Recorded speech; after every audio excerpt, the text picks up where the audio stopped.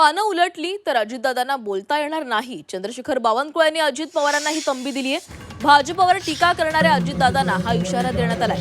अजितदादांनी भाजपवर टीका करू नये, जर आम्ही पानं उलटली तर अजितदादांना बोलताही येणार नाही असं म्हणत बावनकुळेंनी राष्ट्रवादीवर पलटवार केलाय.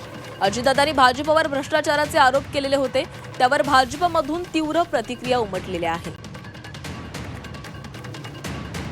त्या समितीत हे ठरलं होतं की मित्र पक्षामध्ये लढताना, मैत्रीपूर्ण लढताना कोणत्याही पद्धतीची टीका टिप्पणी, कुठल्याही प्रकारचे मनभेद होणार नाही याची काळजी आम्ही समन्वय समितीमध्ये घेतली आहे. ही काळजी अजितदादांनी घ्यायला पाहिजे होती.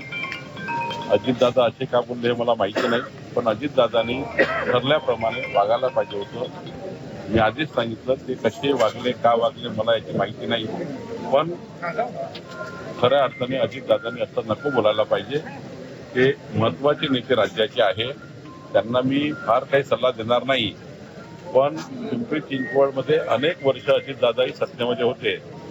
आता मागं पानं पलटले, आम्ही मागचे पानं काढले तर त्यांनाही बोलता येणार नाही.